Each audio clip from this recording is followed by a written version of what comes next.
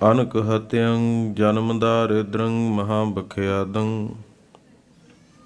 ਮਿਟੰਤ ਸਗਲ ਸਿਮਰੰਤ ਹਰ ਨਾਮ ਨਾਨਕ। ਜੈਸੇ ਪਾਵਕ ਕਾਸ਼ਟ ਭਸਮੰ ਕਰੋਤ। ਡੰਡੌਤ ਬੰਦਨ ਅਨਕ ਬਾਰ ਸਰਬ ਕਲਾ ਸਮਰੱਥ। ਡੋਲਨ ਤੇ ਰਾਖੋ ਪ੍ਰਭੂ ਨਾਨਕ ਦੇ ਕਰ ਹੱਥ। ਵਾਹਿਗੁਰੂ ਜੀ ਕਾ ਖਾਲਸਾ ਵਾਹਿਗੁਰੂ ਜੀ ਕੀ ਫਤਿਹ। ਪਰਮ ਸਨਮਾਨਯੋਗ ਸਤਿਗੁਰਾਂ ਦੀ ਸਾਜੀ ਅਤੇ ਨਵਾਜੀ ਹੋਈ ਗੁਰੂ ਰੂਪ ਸਾਧ ਸੰਗਤ ਜੀਓ, ਆਪ ਧੰਨ ਭਾਗੀ ਹੋ ਜੋ ਕਿ ਇਸ ਵਕਤ ਗੁਰੂ ਨਾਨਕ ਦੇ 11ਵੇਂ ਸਰੂਪ ਜਾਗਤ ਜੋਤ ਸ਼ਬਦਾ ਅਵਤਾਰ ਦਸੋਂ ਹੀ ਪਾਤਸ਼ਾਹੀਆਂ ਜੀ ਕੇ ਆਤਮਿਕ ਸਰੂਪ ਧੰਨ ਸਤਿਗੁਰੂ ਸਾਹਿਬ ਸ੍ਰੀ ਗੁਰੂ ਗ੍ਰੰਥ ਸਾਹਿਬ ਜੀ ਮਹਾਰਾਜ, ਤਿੰਨਾਂ ਦੀ ਪਾਕ ਪਵਿੱਤਰ ਨਿੱਘੀ ਪਿਆਰੀ ਆਨੰਦਮਈ ਗੋਦ ਦੇ ਵਿੱਚ ਜੁੜ ਬੈਠ ਕਰਕੇ ਗੁਰਬਾਣੀ ਕੀਰਤਨ ਹਰੀ ਜਸ ਸਰਵਣ ਕਰ ਰਹੇ ਸੀ। ਗੁਰੂ ਸਾਹਿਬ ਜੀ ਦਾ ਇਹ ਵਚਨ ਹੈ, ਸੰਜੋਗ ਵਿਜੋਗ ਤੁਰੋਂ ਹੀ ਮੇਲਾ ਖਸਮੈ ਏਵੈ ਭਾਣਾ। ਮਹਾਰਾਜ ਸਾਹਿਬ ਜੀ ਨੇ ਕਿਰਪਾ ਕੀਤੀ ਹੈ ਕਿ ਦਾਸ ਨੂੰ ਅੱਜ ਪਹਿਲੀ ਵਾਰ ਇਸ ਅਸਥਾਨ 'ਤੇ ਆਪ ਜੀ ਦੇ ਦਰਸ਼ਨ ਕਰਨ ਦਾ ਸੁਭਾਗ ਪ੍ਰਾਪਤ ਹੋਇਆ ਹੈ।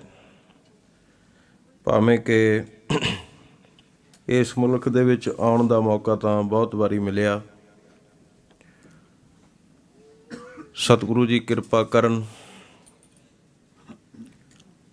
ਜਿਤਨਾ ਸਮਾਂ ਬਖਸ਼ਿਸ਼ ਹੋਇਆ ਉਹਦੇ ਵਿੱਚ ਕੁਝ ਸਮਾਂ ਗੁਰ ਉਸਤਤ ਦੇ ਵਿੱਚ ਆਪ ਜੀ ਨੂੰ ਬੇਨਤੀਆਂ ਕਰਨੀਆਂ ਨੇ, ਅਤੇ ਬਾਕੀ ਜਿਸ ਮਕਸਦ ਲਈ ਅੱਜ ਆਪ ਜੀ ਦੇ ਵਿੱਚ ਪਹੁੰਚਿਆ ਹਾਂ, ਜੋ ਖਾਲਸਾ ਪੰਥ ਦੀ ਸਥਿਤੀ ਹੈ, ਅੱਜ ਅਸੀਂ ਕਿੱਥੇ ਖੜ੍ਹੇ ਹਾਂ, ਸਾਨੂੰ ਕੀ ਲੋੜ ਹੈ, ਉਹਦੇ ਸੰਬੰਧ ਦੇ ਵਿੱਚ ਵੀ ਦਾਸ ਬੇਨਤੀਆਂ ਕਰੇਗਾ। ਸ਼੍ਰੀ ਗੁਰੂ ਗ੍ਰੰਥ ਸਾਹਿਬ ਮਹਾਰਾਜ ਸੱਚੇ ਪਾਤਸ਼ਾਹ, ਜਿਨ੍ਹਾਂ ਦੀ ਬਾਬਤ ਦਸਮ ਪਾਤਸ਼ਾਹ ਦਾ ਵਚਨ ਹੈ, ਆਪਨ ਪਉ ਸ੍ਰੀ ਖਾਲਸਾ ਸੌਂਪਾ ਦੁਤੀ ਰੂਪ ਸਤਿਗੁਰੂ ਗ੍ਰੰਥਾ। ਬੋਲਨ ਸਤਿਗੁਰ ਸ਼ਬਦ ਸੁਭਾਖਨ ਨਾਮ ਗੋਬਿੰਦ ਕੀਰਤਨ ਸੰਥਾ। ਗੁਣਨ ਬਾਦ ਗੁਣ ਸਿਫਤ ਸਲਾਹਨ ਊਠਤ ਬੈਠਤ ਸੈਨ ਕਰੰਥਾ।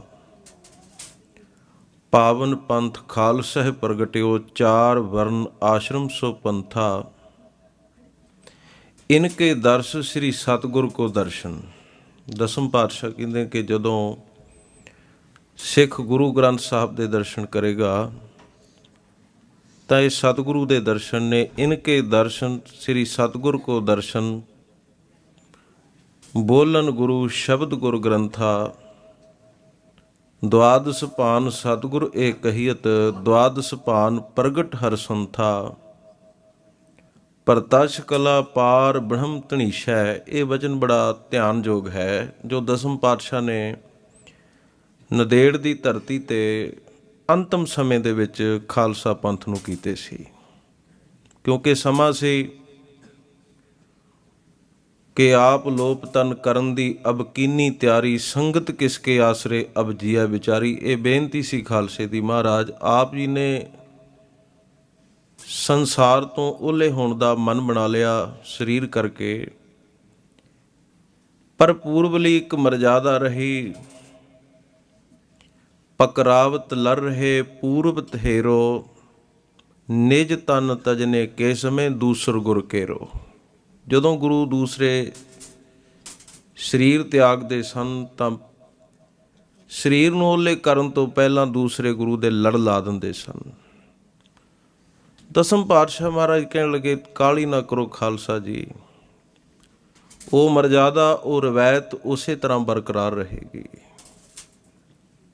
ਤੁਹਾਡਾ ਦਸਮ ਪਾਤਸ਼ਾਹ ਤੁਹਾਨੂੰ ਇਸ ਤਰ੍ਹਾਂ ਛੱਡ ਕੇ ਨਹੀਂ ਜਾਏਗਾ, ਲਵਾਰਸ ਨਹੀਂ ਕਰਕੇ ਜਾਏਗਾ, ਬਲਕਿ ਤੁਹਾਨੂੰ ਐਸੇ ਗੁਰੂ ਦੇ ਲੜ ਲਾ ਕੇ ਜਾਏਗਾ, ਜਿਹੜਾ ਗੁਰੂ ਪ੍ਰਗਟ ਤਾਂ ਹੋਏਗਾ, ਜਿਹੜਾ ਗੁਰੂ ਗੁਰਤਾ ਗੱਦੀ ਤੇ ਬੈਠੇਗਾ, ਪਰ ਸੱਚ ਇਹ ਹੈ ਕਿ ਸੰਸਾਰ ਤੇ ਯੁੱਗ ਪਲਟਣਗੇ, ਸਮਾਂ ਪਲਟਣਗਾ, ਪਰ ਉਹ ਗੁਰੂ ਉਸੇ ਤਰ੍ਹਾਂ ਰਹੇਗਾ। ਇਸੇ ਕਰਕੇ ਅਰਦਾਸ ਵੀ ਕਰਦੇ ਹਾਂ, ਜੁਗੋ ਜੁਗ ਅਟਲ ਧੰਨ ਸਤਿਗੁਰੂ ਸਾਹਿਬ ਸ੍ਰੀ ਗੁਰੂ ਗ੍ਰੰਥ ਸਾਹਿਬ ਮਹਾਰਾਜ, ਜੁਗਾਂ ਤੱਕ ਅਟਲ ਰਹਿਣ ਵਾਲੇ।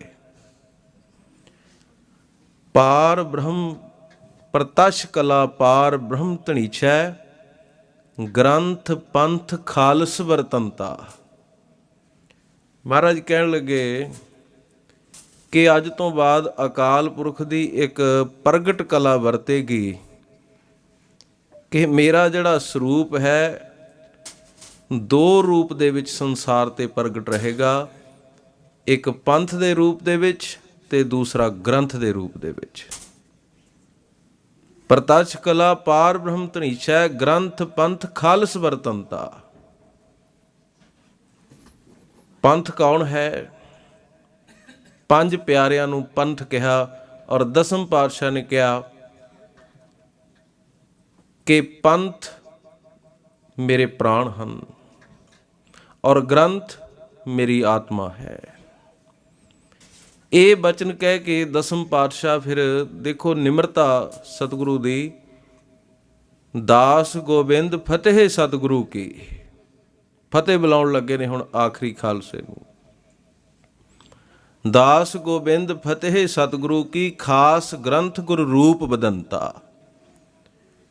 ਕਿ ਜਿਹੜਾ ਖਾਸ ਗ੍ਰੰਥ ਸੀ, ਕਿਉਂਕਿ ਦੁਨੀਆ ਦੇ ਅੰਦਰ ਜਦੋਂ ਗੁਰੂ ਅਰਜਨ ਦੇਵ ਮਹਾਰਾਜ ਸਾਹਿਬ ਜੀ ਨੇ ਗੁਰੂ ਗ੍ਰੰਥ ਸਾਹਿਬ ਦਾ ਪਹਿਲਾ ਪ੍ਰਕਾਸ਼ ਹਰਿਮੰਦਰ ਸਾਹਿਬ ਦੇ ਅੰਦਰ ਕਰਵਾਇਆ, ਜਿਸ ਸਤਿਕਾਰ ਨਾਲ ਕੀਤਾ, ਜਿਸ ਅਦਬ ਨਾਲ ਕੀਤਾ, ਦੁਨੀਆ ਦੇ ਉੱਤੇ ਇੱਕ ਵੱਖਰੀ ਕਿਸਮ ਦੀ ਗੱਲ ਚੱਲ ਗਈ ਕਿ ਦੁਨੀਆ ਤੇ ਇਹੋ ਜਿਹਾ ਕੋਈ ਗ੍ਰੰਥ ਬਾਰੇ ਸੁਣਿਆ ਨਹੀਂ ਸੀ, ਦੇਖਿਆ ਨਹੀਂ ਸੀ ਕਿ ਗ੍ਰੰਥ ਤਾਂ ਸਾਰੇ ਧਰਮਾਂ ਦੇ ਸੀਗੇ, ਪਰ ਕਿਸੇ ਗ੍ਰੰਥ ਦਾ ਇਸ ਤਰੀਕੇ ਦੇ ਨਾਲ ਸਤਿਕਾਰ ਹੋਇਆ ਹੋਵੇ ਕਿ ਗੁਰੂ ਅਰਜਨ ਦੇਵ ਮਹਾਰਾਜ ਸਾਹਿਬ ਆਪ ਆਪਣੇ ਹੱਥੀਂ ਚੌਰ ਕੀਤਾ। ਛੇਵੇਂ ਪਾਤਸ਼ਾਹ ਨੇ ਸਾਹਮਣੇ, ਉਵੇਂ ਉਸ ਵਕਤ ਹਜੇ ਸਾਹਿਬਜ਼ਾਦੇ ਦੇ ਰੂਪ ਦੇ ਵਿੱਚ ਸੀ, ਫੁੱਲਾਂ ਦੀ ਵਰਖਾ ਕੀਤੀ। ਤੋ ਗੁਰੂ ਗੋਬਿੰਦ ਸਿੰਘ ਮਹਾਰਾਜ ਕਹਿੰਦੇ, ਦਾਸ ਗੋਬਿੰਦ ਫਤਿਹ ਸਤਿਗੁਰੂ ਕੀ, ਖਾਸ ਗ੍ਰੰਥ ਗੁਰੂ ਰੂਪ ਬਦੰਤਾ। ਕਿ ਜਿਹੜਾ ਖਾਸ ਗ੍ਰੰਥ ਸੀ ਉਹਨੂੰ ਅੱਜ ਤੋਂ ਗੁਰੂ ਦਾ ਰੂਪ ਦੇ ਕੇ ਗੁਰਤਾ ਗੱਦੀ ਤੇ ਬਿਠਾ ਦਿੱਤਾ।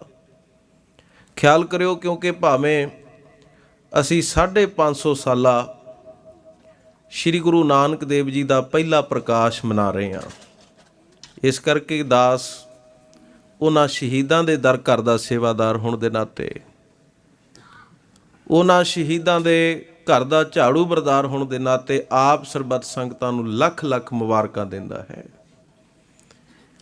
ਔਰ ਉਸ ਤੋਂ ਵੀ ਅੱਜ ਸਾਡੇ ਲਈ ਵੱਡੀ ਖੁਸ਼ੀ ਦੀ ਗੱਲ ਹੋ ਗਈ ਕਿ 72 ਸਾਲ ਦਾ ਬੰਦ ਦਰਵਾਜ਼ਾ, 72 ਸਾਲ ਦਾ ਬੰਦ ਹੋਇਆ ਦਰਵਾਜ਼ਾ, ਔਰ ਕਰੋੜਾਂ ਅਰਬਾਂ ਕੀਤੀਆਂ ਹੋਈਆਂ ਅਰਦਾਸਾਂ ਗੁਰੂ ਨਾਨਕ ਪਾਤਸ਼ਾਹ ਜੀ ਨੇ ਪ੍ਰਵਾਨ ਕੀਤੀਆਂ।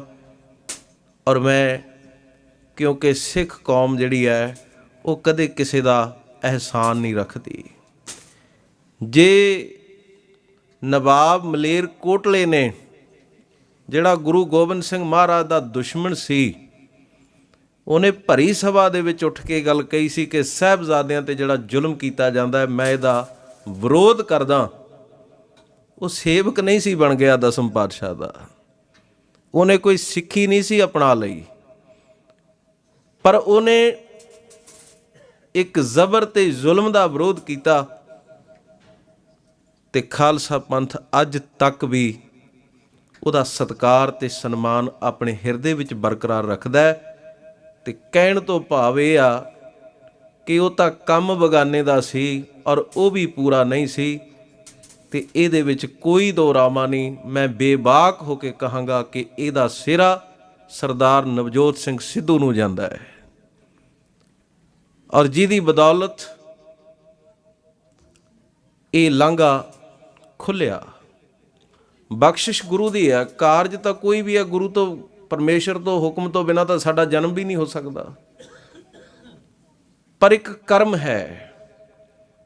ਇੱਥੇ ਫਕਰੇ ਕੌਮ ਤੁਰੇ ਫਿਰਦੇ ਨੇ, ਇੱਥੇ 5-5 ਵਾਰ ਦੇ ਮੁੱਖ ਮੰਤਰੀ ਜਿਨ੍ਹਾਂ ਦੀਆਂ ਸੰਤਨਤਾਂ 50-50 ਸਾਲ ਹੋ ਗਿਆ, ਤੇ ਉਹ ਅਜਿਹਾ ਨਹੀਂ ਕਰ ਸਕੇ ਜਿਹੜਾ ਕੰਮ ਉਹ ਸ਼ਖਸ ਕਰ ਗਿਆ। ਇਸ ਲਈ ਮੈਂ ਉਸ ਕਰਤਾਰਪੁਰ ਸਾਹਿਬ ਦੇ ਲਾਂਘੇ ਦੀਆਂ ਵੀ ਆਪ ਜੀ ਨੂੰ ਲੱਖ ਲੱਖ ਮੁਬਾਰਕਾਂ ਦਿੰਦਾ ਹਾਂ।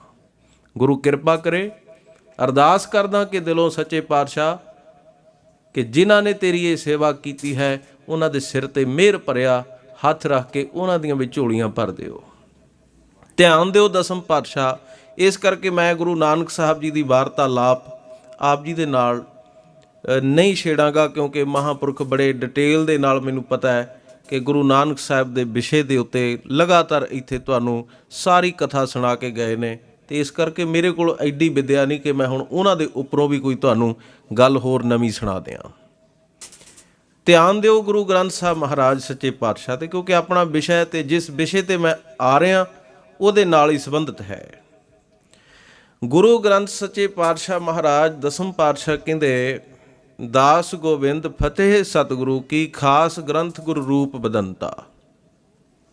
ਅੱਜ ਤੋਂ ਬਾਅਦ ਗੁਰੂ ਦਾ ਰੂਪ ਦੇ ਦਿੱਤਾ। ਜਿਹੜਾ ਬਚਨ ਗੁਰਬਾਣੀ ਦੇ ਵਿੱਚ ਆਇਆ ਸੀ, ਬਾਣੀ ਗੁਰੂ, ਗੁਰੂ ਹੈ ਬਾਣੀ, ਵਿੱਚ ਬਾਣੀ ਅੰਮ੍ਰਿਤ ਸਾਰੇ, ਗੁਰਬਾਣੀ ਕਹੈ ਸੇਵਕ ਜਨ ਮਾਨੈ, ਪ੍ਰਤੱਖ ਗੁਰੂ ਨਿਸਤਾਰੇ। ਔਰ ਦਸਮ ਪਿਤਾ ਸ਼੍ਰੀ ਗੁਰੂ ਗੋਬਿੰਦ ਸਿੰਘ ਮਹਾਰਾਜ ਨੇ ਜਦੋਂ ਗੁਰਤਾ ਗੱਦੀ ਦਿੱਤੀ ਹੈ, ਨਰਵਦ ਭੱਟ ਇੱਕ ਮੌਕੇ ਦਾ ਗਵਾਹ, ਉਹਨੇ ਆਪਣੀ ਵਹੀ ਦੇ ਵਿੱਚ ਉਸ ਤਾਰੀਖ ਨੂੰ ਇਹ ਦਰਜ ਕੀਤਾ ਕਿ ਗੁਰੂ ਗੋਬਿੰਦ ਸਿੰਘ महल 10वां, बेटा गुरु तेग बहादुर जी का, पोता गुरु हरगोबिंद जी का, परपोता गुरु अर्जन देव जी का, वंश गुरु रामदास जी की, सूरज वंशी गोसाल गोत्र सोढ़ी खत्री, वासी आनंदपुर कहलूर परगना। ते अगे लिखदा कहंदा मुकाम नदेड़ तट गोदावरी, मुकाम नदेड़ तट गोदावरी, गोदावरी दा कंडा ते नदेड़ दी मुकाम की ये धरती दखण देश, दखण भाव महाराष्ट्र। संमत 1765, जिमें उन्हें लिखिया मैं उवें बेनती कर रहा, कहता संमत 1765 कातक सुद की दूज नूं भाई दया सिंह जी को हुक्म हुआ। सारी संगत बैठी सी। दसम पातशाह ने भाई दया सिंह नूं हुक्म किया कि दया सिंह गुरु ग्रंथ साहब का स्वरूप लै आओ। कहते हुक्म पाए प्यारे दया सिंह गुरु ग्रंथ साहब का स्वरूप लै आए। तो उस वक्त गुरु ग्रंथ साहब महाराज सच्चे पातशाह नूं प्रकाश करके दसम पिता ने 5 प्यारिਆਂ ਨੂੰ ताबे खड़े करके ते गुरु रूप साध संगत 5 पैसे न रे तिस अग्र टकायो, करी प्रकर्मा गुरु जी अब बंधन कीओ। ज्ञानी ज्ञान सिंह लिखते ने तबारीख विच, कहते जो गुरता गद्दी दी मर्यादा सी, रवायत सी, उन्होंने पूरी करके दसम पिता ने गुरु गोबिंद सिंह महाराज ने गुरु ग्रंथ साहब नूं नमस्कार कर दिती। एक गल ध्यान दिओ, माँ गुजर कौर दे बोल ने जिदण बाबा जोरावर सिंह ते बाबा फतेह सिंह नूं आखिरी वार तोरिया सी, पता सी माँ नूं कि अज दे गए इन्हां ने वापस नहीं आउणा। उदों माता ने एक गल कही सी कि बेटा बहुत बड़ा परचा पै गया तुहाडे ते। एक गल याद रखियो, जिड्डा परचा तुहाडे ते पै गया उस तो वड्डी जिम्मेवारी मेरे ते पै गई। ਕਹਿੰਦੇ ਇੱਕ ਗੱਲ ਯਾਦ ਰੱਖਿਓ ਕਿ ਮੈਂ ਤੁਹਾਡੇ ਪਿਤਾ ਦੇ ਸੁਭਾਅ ਤੋਂ ਚੰਗੀ ਤਰ੍ਹਾਂ ਵਾਕਿਫ ਹਾਂ। ਉਹਦਾ ਇੱਕ ਸੁਭਾਅ ਹੈ, ਉਹਦੇ ਅੰਦਰ ਇੱਕ ਜਰਨਾ ਸ਼ਕਤੀ ਹੈ, ਉਹਦੇ ਵਰਗਾ ਹਿਰਦਾ ਇਸ ਦੁਨੀਆ ਤੇ ਨਾ ਕਿਸੇ ਦਾ ਹੋਇਆ ਤੇ ਨਾ ਹੋਣਾ। ਬੇਟਾ, ਆਨੰਦਪੁਰ ਸਾਹਿਬ ਦਾ ਉਹ ਦ੍ਰਿਸ਼ ਸੀ ਜਿੱਦਣ ਤੁਹਾਡੇ ਦਾਦਾ ਗੁਰੂ ਤੇਗ ਬਹਾਦਰ ਸਾਹਿਬ ਦਾ ਕੱਟਿਆ ਹੋਇਆ ਸੀਸ ਦਿੱਲੀ ਤੋਂ ਆਇਆ। ਆਨੰਦਪੁਰ ਦੇ ਵਣਾਂ ਦੇ ਪੰਖੇਰੂ ਵੀ ਰੋਂਦੇ ਸਨ। ਕੁਦਰਤੀ ਤੌਰ ਤੇ ਸੀ, ਮੇਰਾ ਰਿਸ਼ਤਾ ਸੀ ਤੁਹਾਡੀ ਦਾਦੀ ਮਾਂ ਦਾ ਔਰ ਤੁਹਾਡੀ ਪੜਦਾਦੀ ਮਾਂ ਮਾਤਾ ਨਾਨਕੀ ਦਾ ਰਿਸ਼ਤਾ ਸੀ। ਮਾਂ ਦਾ ਰਿਸ਼ਤਾ ਸੀ, ਪਤਨੀ ਦਾ ਰਿਸ਼ਤਾ ਸੀ, ਸੁਭਾਵਿਕ ਸੀ। ਸਾਡਾ ਹਿਰਦਾ ਰੋਇਆ, ਪਰ ਉਸ ਵਕਤ ਦੁਨੀਆ ਨੇ ਖੜ ਕੇ ਵੇਖਿਆ, ਜੇ ਕੋਈ ਨਹੀਂ ਰੋਇਆ ਸੀ, ਜੇ ਕਿਸੇ ਦੇ ਅੱਖ ਵਿੱਚੋਂ ਪਾਣੀ ਨਹੀਂ ਆਇਆ ਸੀ, ਤਾਂ ਉਹ ਤੁਹਾਡਾ ਪਿਤਾ ਗੁਰੂ ਗੋਬਿੰਦ ਸਿੰਘ ਮਹਾਰਾਜ ਸੀ।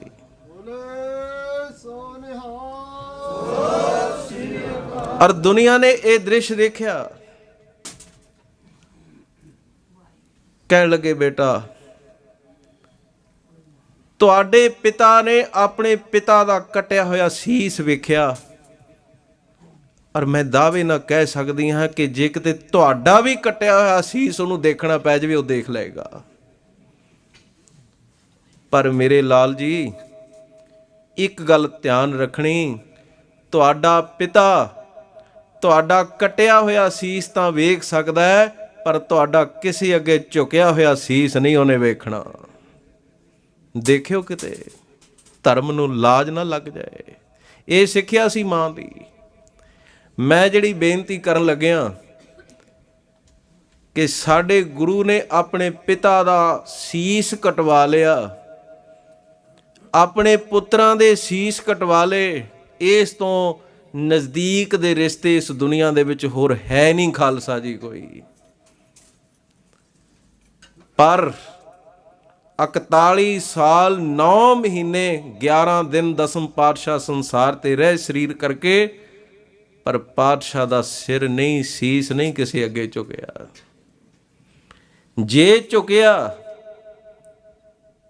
ਯਾਦ ਰੱਖਿਓ ਜਿਹੜੀ ਗੱਲ ਮੈਂ ਹੁਣ ਕਹਿਣ ਲੱਗਾ, ਜੇ ਦਸਮ ਪਾਤਸ਼ਾਹ ਦਾ ਸੀਸ ਕਿਤੇ ਝੁਕਿਆ ਤਾਂ ਉਹ ਸੰਮਤ 1765 ਕੱਤਕ ਸੁਦੀ ਦੂਜ ਦਿਨ ਬੁੱਧਵਾਰ ਨੂੰ ਧੰਨ ਗੁਰੂ ਗ੍ਰੰਥ ਸਾਹਿਬ ਮਹਾਰਾਜ ਸੱਚੇ ਪਾਤਸ਼ਾਹ ਦੇ ਅੱਗੇ ਝੁਕਿਆ। ਪਹਿਲੀ ਵਾਰ ਗੁਰੂ ਗੋਬਿੰਦ ਸਿੰਘ ਮਹਾਰਾਜ ਸੱਚੇ ਪਾਤਸ਼ਾਹ ਨੇ ਆਪਣਾ ਸੀਸ ਝੁਕਾਇਆ। ਉਹ ਝੁਕਾਇਆ ਸੀ ਗੁਰੂ ਗ੍ਰੰਥ ਸਾਹਿਬ ਦੇ ਅੱਗੇ। ਤੇ ਅੱਜ ਅਸੀਂ ਕਿੱਥੇ ਖੜ ਗਏ? ਜਿਸ ਗੁਰੂ ਨੂੰ ਨਮਸਕਾਰ ਦਸਮ ਪਾਤਸ਼ਾਹ ਨੇ ਕੀਤੀ ਹੋਵੇ ਤੇ ਉਹ ਗੁਰੂ ਰੁਲਿਆ ਨਾਲੀਆਂ ਦੇ ਵਿੱਚ,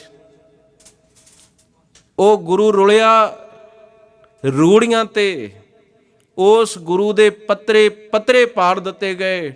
ਇੱਕ ਨਹੀਂ 100 ਤੋਂ ਵੱਧ ਬਾਰ ਬੇਅਦਬੀ ਗੁਰੂ ਗ੍ਰੰਥ ਸਾਹਿਬ ਸੱਚੇ ਪਾਤਸ਼ਾਹ ਦੀ ਪੰਜਾਬ ਦੀ ਉਸ ਧਰਤੀ ਤੇ ਹੋਈ, ਜਿਸ ਧਰਤੀ ਨੂੰ ਕਦੇ ਸਾਡੇ ਵਿਦਵਾਨਾਂ ਨੇ ਲਿਖਿਆ ਪੰਜਾਬ ਵਸਦਾ ਗੁਰਾਂ ਦੇ ਨਾਂ ਤੇ। ਕਿੱਥੇ ਵਸ ਸਕੂਗਾ ਉਹ ਪੰਜਾਬ ਜਿੱਥੇ ਗੁਰੂ ਦਾ ਐਡਾ ਵੱਡਾ ਅਪਮਾਨ ਹੋਵੇ?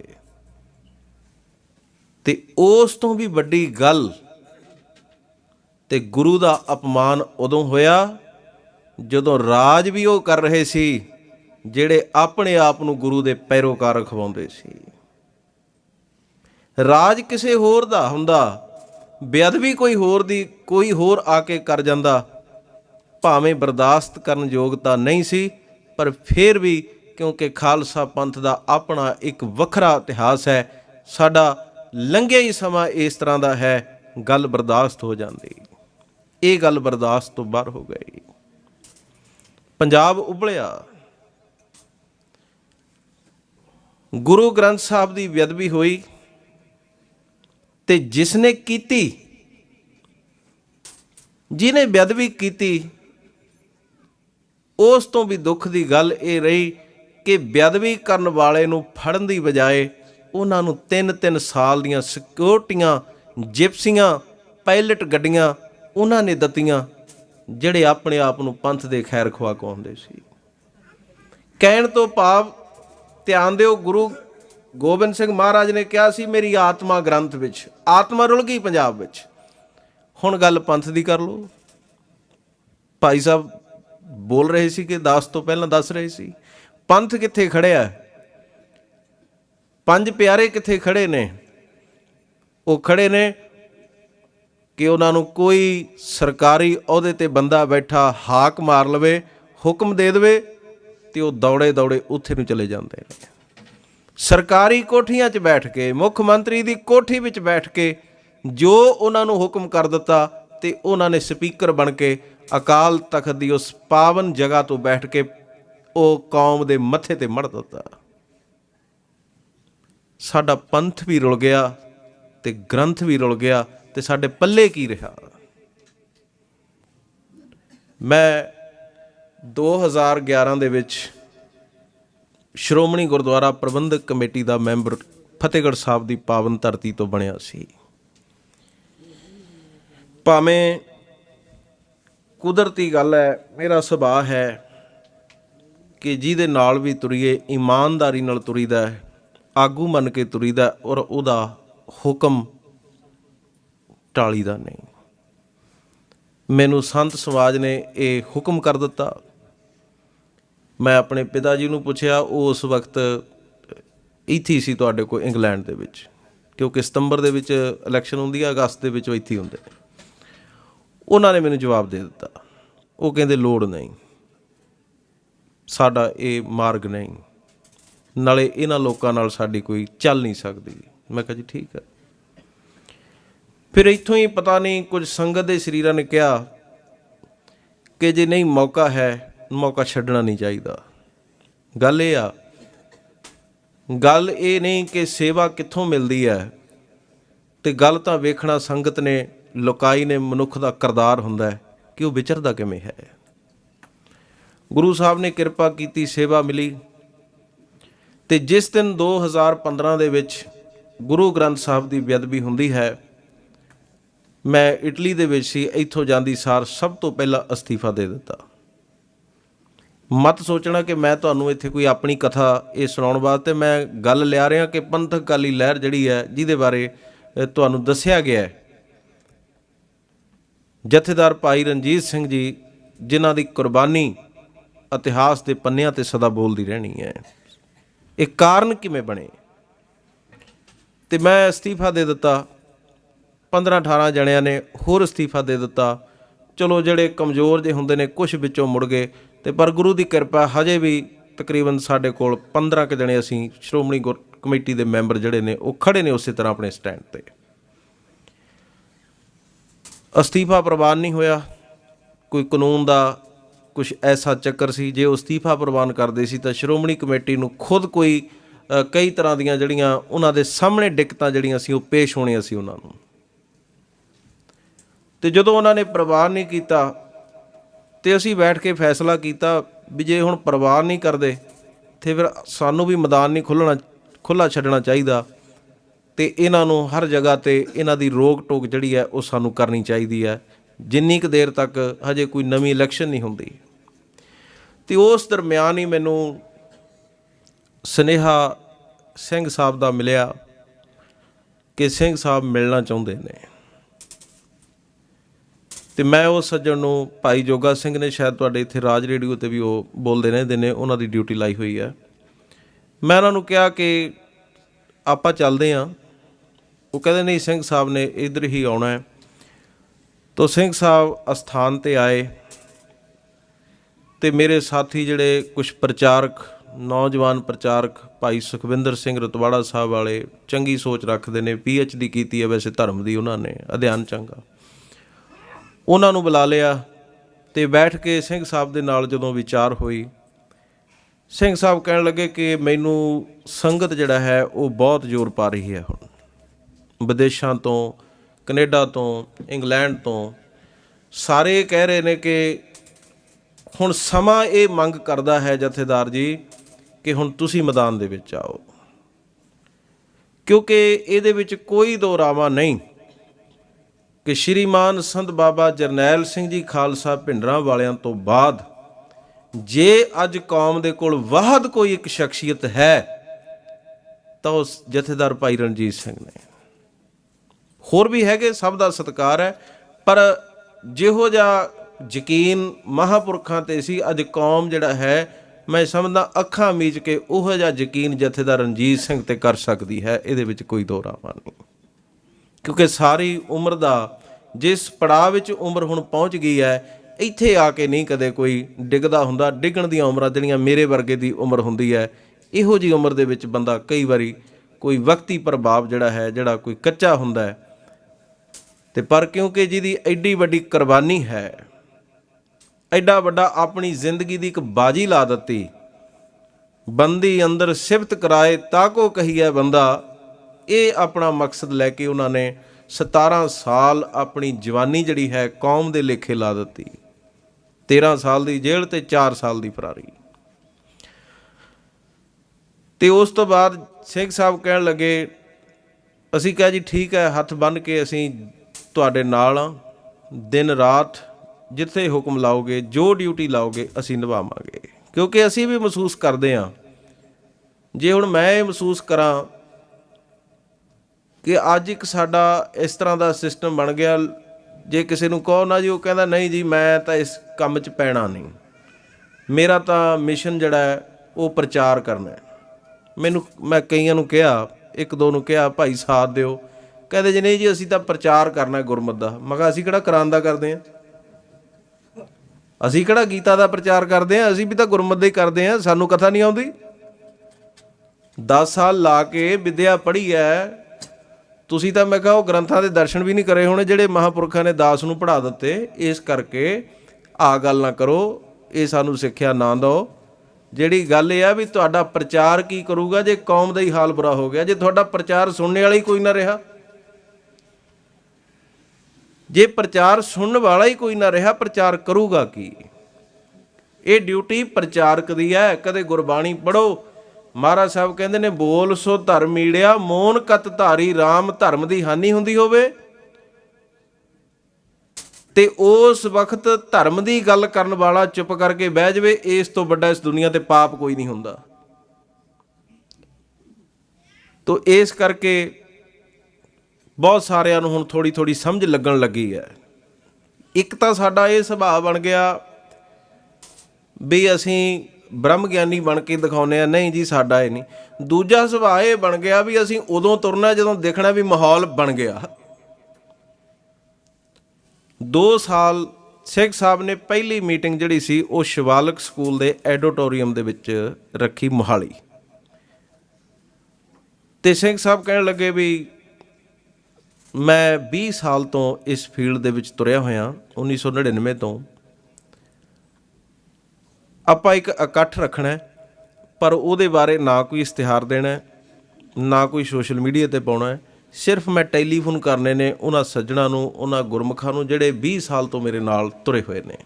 ਮੈਂ ਆਪਣੇ ਆਪ ਨੂੰ ਦੇਖਣਾ ਚਾਹੁੰਦਾ ਕਿ ਮੈਂ ਕਿੱਥੇ ਖੜ੍ਹਾ ਅੱਜ, ਕੀ ਉਹ ਲੋਕੀ ਮੇਰੇ ਨਾਲ ਉਸੇ ਤਰ੍ਹਾਂ ਖੜ੍ਹੇ ਨੇ। ਉਸ ਤੋਂ ਬਾਅਦ ਫਿਰ ਆਪਾਂ ਅੱਗੇ ਫੈਸਲਾ ਕਰਾਂਗੇ ਅੱਗੇ ਕਿਵੇਂ ਤੁਰਨਾ। ਅਸੀਂ ਕਿਹਾ ਜੀ ਠੀਕ ਆ। ਅਸੀਂ ਕਿਹਾ ਜੀ ਲੰਗਰ ਦੀ ਸੇਵਾ ਸਾਨੂੰ ਦੇ ਦਿਓ, 2 ਅਸਥਾਨਾਂ ਵੱਲੋਂ, ਜਥੇ ਰੰਧਾਵੇ ਵੱਲੋਂ ਔਰ ਰਤਵਾੜਾ ਸਾਹਿਬ ਵੱਲੋਂ। ਅਸੀਂ ਕਿਹਾ ਜੀ ਲੰਗਰ ਦੀ ਡਿਊਟੀ ਸਾਨੂੰ ਦੇ ਦਿਓ, ਠੀਕ ਆ ਤੁਸੀਂ ਕਰੋ। ਪਰ ਕਦੇ ਕਦੇ ਕਿਉਂਕਿ ਹੁਣ ਮੈਂ ਵੀ ਇਲੈਕਸ਼ਨ ਵੀ ਲੜੀ, ਚਲੋ ਇਸ ਫੀਲਡ ਦੇ ਵਿੱਚ ਵੀ ਦੇਖਦੇ ਸੀ, ਪਰ ਮਨ ਨੂੰ ਲੱਗਦਾ ਸੀ ਵੀ ਇੱਦਾਂ ਇਕੱਠ ਕਿਵੇਂ ਹੋਊ। ਹੁਣ ਇਕੱਠ ਕਰਦੇ ਹਾਂ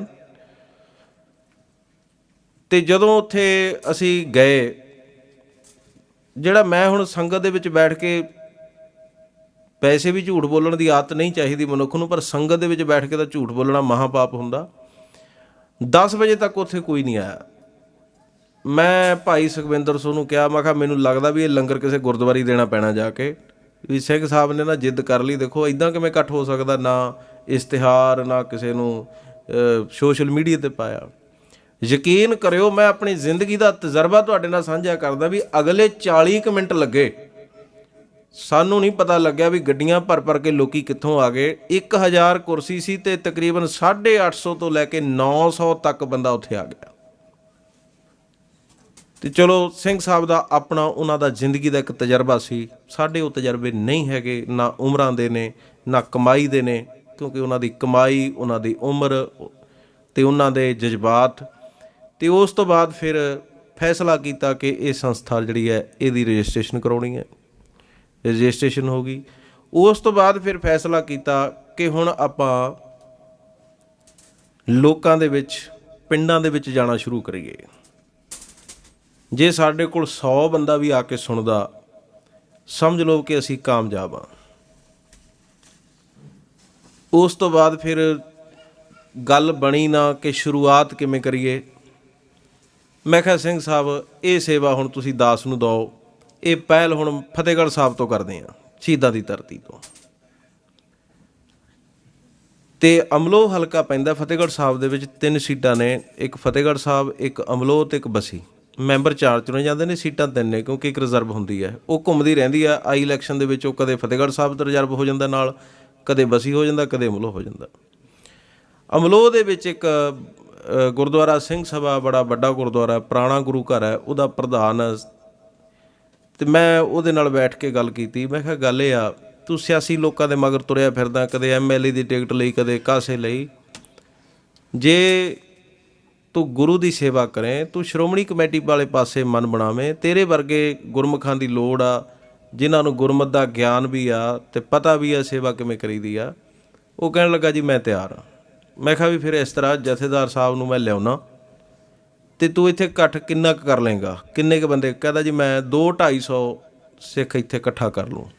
मैं कहा चलो, बाकी मैं क्योंकि ये इलाके दे विच महापुरखां ने, जिहड़े महापुरखां दे उस्ताद सीगे जिन्हां तो विद्या पढ़ी, संत ਗਿਆਨੀ इंद्रजीत सिंह जी रकबे वाले महान विद्वान, उन्हां दा स्थान अमलोह हलके दे विच सी। इस करके वो कई पिंडां दे विच महापुरखां दा पुराना लिंक बनया होया सी। ते उस तो बाद फिर पहली मीटिंग असीं अमलोह दे विच कीती ते वो इन्नी कामयाब हुई, उन्हें सानू हौसला दिता। उस तो लग्या ते अगली मीटिंग फिर फतेहगढ़ साहब हलके दा पिंड हैगा रसूलपुर, उत्थे कीती। एक सलेमपुर, 3 मीटिंगां फतेहगढ़ साहब होईयां ने।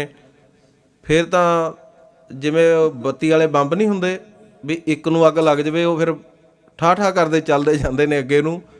बस फिर सारे पंजाब चों जथेदार जी नूं टैलीफोन आउण लग गए।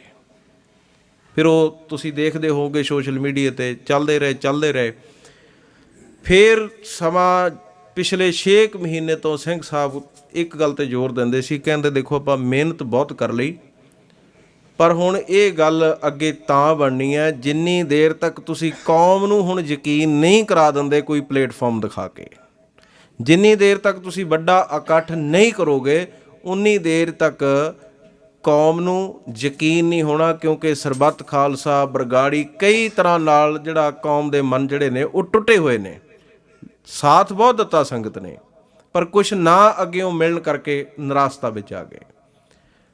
ते उहदे लई फिर साध संगत 2 अक्तूबर नूं फतेहगढ़ साहब की पावन शहीदां की धरती ते तरीक रखी गई इकट्ठ दी। और उहदे लई फिर जिन्नियां 200-250 मीटिंग होई सी, जिथे जिथे मीटिंग होई सी सारिआं नूं सुनेहे लाए। और खास करके फतेहगढ़ साहब दे विच उत्थे संगत नूं सुनेहे लाए। मेरा अपना जिन्ना क तजर्बा है, क्योंकि वड्डे इकट्ठ असीं हर साल गुरु गोबिंद सिंह महाराज दा ज्योति जोत समाउण दा दिहाड़ा फतेहगढ़ साहब महापुरखां की अगवाई विच पिछले 20 साल तो मनाउंदे आ रहे हैं। जिन्ना क इकट्ठ करन दा सानूं तजर्बा, जिन्नी क इकट्ठ करके उहदी गिणती मिणती करनी आउंदी आ, ते उस इकट्ठ दी जिहड़ी साडी गिणती आ 10,000 तो उपर है, 15,000 तो थले है जिहड़ा इकट्ठ है। क्योंकि छत्तां दे हिसाब नाल 7 तो 10,000 शरीर जिहड़ा सी वो संगत दे विच बैठा होया सी, ते लंगर दे विच दुगना इकट्ठ सी। लाइनां लग लग के संगत ने लंगर छकिया। कहण तो भाव कि आस नालों तिगड़ा इकट्ठ, आस नालों तिगड़ा हलारा ते इस जथेबंदी नूं मिलिया। पर मेरी रात सिंह साहब नाल गल होई सी, मैं ये गल स्पष्ट रूप दे विच जिथे अज पहली बार तुहाडे दर्शन करन वास्ते आया, उत्थे सिंह साहब भाई रणजीत सिंह जी वल्लों तुहाडा रोम रोम करके मैं धन्नवाद करन वास्ते आया क्योंकि जो सहयोग माया करके तन मन धन करके आप सरबत संगतां ने इस गुरु घरों पाया, शायद हजे ये पहल होर किसी वालों नहीं सी हुई, ये पहल आप जी ने की है। सो सिंह साहब वालों तुहाडा सारियां दा, प्रबंधक कमेटी का, सारियां संगतां दा रोम रोम करके धन्नवाद है।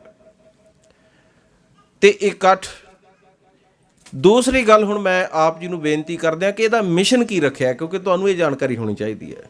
जिहड़ा भाई साहब ने इशारा कीता सी, ये तां मैं थोड़ी जी हिस्टरी तुहानूं दसी है, मिशन किवें रखिआ है। इहदे विच इक्को गल रखी है कि गुरु का सिख पंजाब दे विच जिहड़ा बैठा है, भावें वो किसी भी पार्टी नाल संबंधित है, पर वो सिख है, अंम੍ਰਿਤਧਾਰੀ गुरु ग्रंथ साहब महाराज नूं समर्पित है। ਉਹਨਾਂ ਨੂੰ ਇਹ ਬੇਨਤੀ ਕੀਤੀ ਹੈ ਕਿ ਤੁਸੀਂ ਰਾਜਨੀਤੀ ਕਰਨ ਲਈ ਜਿੱਥੇ ਮਰਜ਼ੀ ਰਹੋ, ਜਿਸ ਪਾਰਟੀ ਦੇ ਵਿੱਚ ਹੋ ਉੱਥੇ ਰਹੋ। ਅਸੀਂ ਨਹੀਂ ਕਹਿੰਦੇ ਕਿ ਤੁਸੀਂ ਆਪਣਾ ਧੜਾ ਜਾਂ ਆਪਣੀ ਪਾਰਟੀ ਰਾਜਨੀਤੀ ਨੂੰ ਅਲਵਿਦਾ ਕਹਿ ਕੇ ਇੱਧਰ ਆਓ, ਪਰ ਜੇ ਤੁਸੀਂ ਸਿੱਖ ਹੋ, ਜੇ ਗੁਰੂ ਗ੍ਰੰਥ ਸਾਹਿਬ ਦਾ ਸਤਿਕਾਰ ਕਰਦੇ ਹੋ, ਜੇ ਅਕਾਲ ਤਖਤ ਦੀਆਂ ਪਰੰਪਰਾਵਾਂ ਨੂੰ ਬਚਾਉਣਾ ਚਾਹੁੰਦੇ ਹੋ, तो फिर ਉਹਦੇ ਲਈ ਇਹ ਨਿਰੋਲ ਧਾਰਮਿਕ ਜਥੇਬੰਦੀ ਹੈ।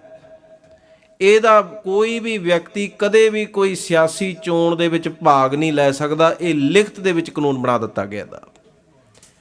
ਇਸ ਜਥੇਬੰਦੀ ਦੀ ਟਿਕਟ ਤੇ ਲੜਨ ਵਾਲਾ, ਸ਼੍ਰੋਮਣੀ ਕਮੇਟੀ ਦੀ ਚੋਣ ਲੜਨ ਵਾਲਾ, ਪਹਿਲਾਂ ਅਰਦਾਸ ਕਰੂਗਾ ਗੁਰੂ ਗ੍ਰੰਥ ਸਾਹਿਬ ਦੀ ਹਜ਼ੂਰੀ ਵਿੱਚ ਇਲਾਕੇ ਦੀ ਸੰਗਤ ਦੇ ਸਾਹਮਣੇ ਖੜ ਕੇ ਕਿ ਮੈਂ ਕਦੇ ਵੀ ਰਾਜਨੀਤੀ 'ਚ ਨਹੀਂ ਜਾਊਂਗਾ, ਮੈਂ ਸਦਾ गुरु ग्रंथ साहब महाराज सच्चे पातशाह का एक प्रचारक बन के इस इलाके दे विच गुरसिੱਖੀ की चढ़दी कला लई श्रोमणी कमेटी के जिहड़े साधन ने उन्होंने वरत के मैं प्रचार ही करांगा।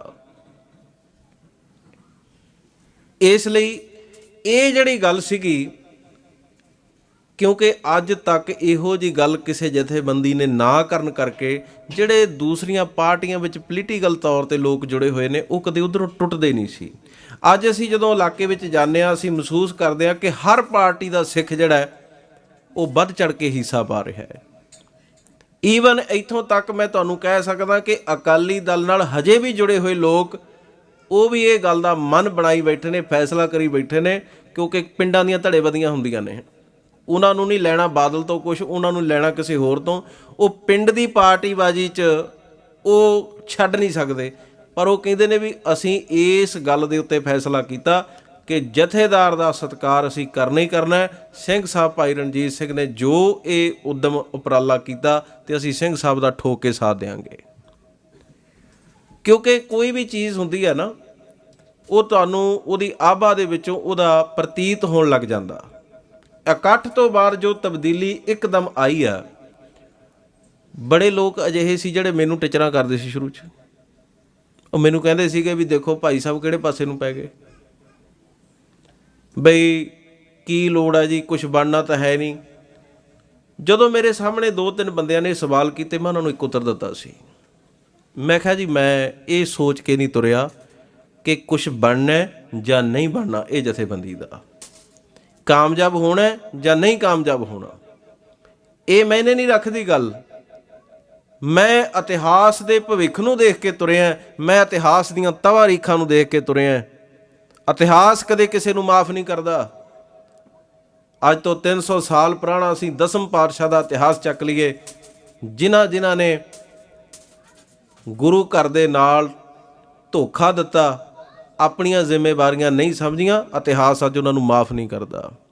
मैं कहा ये तवारीख लिखी जानी है आउण वाले समय विच कि जदों पंथ दी ये हालात बन गए, गुरु ग्रंथ साहब दे ये हालात बन गए कि गुरु ग्रंथ साहब दा वो अपमान होया जिहड़ा ना अंग्रेज़ां वेले होया ते ना मुगलों वेले होया। जदों अकाल तखत दी पदवी दी इहो जी तोहीन ना अंग्रेज़ कर सके ना मुगल कर सके, जिहड़ी उस वक्त हुई कि बिना मंगे तो माफ़ी दित्ती अकाल तख्त नूं राम रहीम दे अगे नीमा कर दिता गया। ते उस वक्त भाई रणजीत सिंह साहब तुरे सी। मैं कहा उस वक्त जिहड़े हुण निगाह च सानूं दिसदे ने, ये इतिहास के पन्नियां ते इन्हां प्रचारकां दे, इन्हां संस्थावां दे नाम भी लिखे जाणगे कि वो की कर रहीआं सी उस वक्त। ਕਿਹਨੇ ਸਾਥ ਦਿੱਤਾ? ਮੈਂ ਕਿਹਾ ਮੈਨੂੰ ਇਹ ਲੱਗਦਾ ਕਿ ਇਸ ਕੌਮ ਨੇ ਜੋ ਸਨਮਾਨ ਮੇਰੇ ਪਿਤਾ ਨੂੰ ਦਿੱਤਾ ਤੇ ਸਾਡੇ ਕਈ ਜਨਮ ਵੀ ਲੱਗ ਜਾਣ ਤੇ ਅਸੀਂ ਕਦੇ ਕੌਮ ਦਾ ਇਹ ਕਰਜ਼ ਨਹੀਂ ਉਤਾਰ ਸਕਦੇ।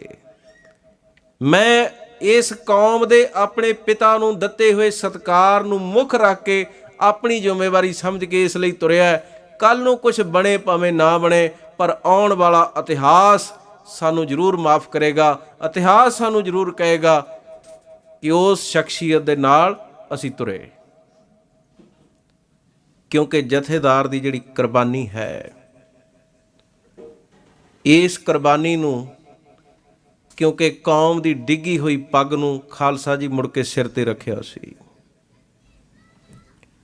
ਸੋ ਇਸ ਕਰਕੇ ਇਹ ਮਿਸ਼ਨ ਲੈ ਕੇ ਸਿੰਘ ਸਾਹਿਬ ਚੱਲੇ। ਔਰ ਜਿੱਥੋਂ ਤੱਕ ਮੈਂ ਆਪਣੇ ਤਜਰਬੇ ਵਿੱਚੋਂ ਆਪ ਜੀ ਨੂੰ ਦੱਸ ਸਕਦਾ ਕਿ ਇੱਕ ਸ਼੍ਰੋਮਣੀ ਕਮੇਟੀ ਦਾ ਮੈਂਬਰ ਕੀ ਕਰ ਸਕਦਾ, ਉਹ ਕਿੰਨੀ ਕੁ ਸਮਰੱਥਾ ਰੱਖਦਾ। 550 ਸਾਲਾਂ ਨੂੰ ਲੈ ਕੇ ਮਨ ਦੇ ਵਿੱਚ ਮੈਂ ਵਿਚਾਰ ਕੀਤਾ ਕਿ ਦੇਖੋ ਗਾਹ ਪਈ ਜਾ ਰਿਹਾ ਹੈ ਕਿ ਜ਼ਮੀਨੀ ਪੱਧਰ 'ਤੇ ਕੁਛ ਕਰਨਾ ਚਾਹੀਦਾ।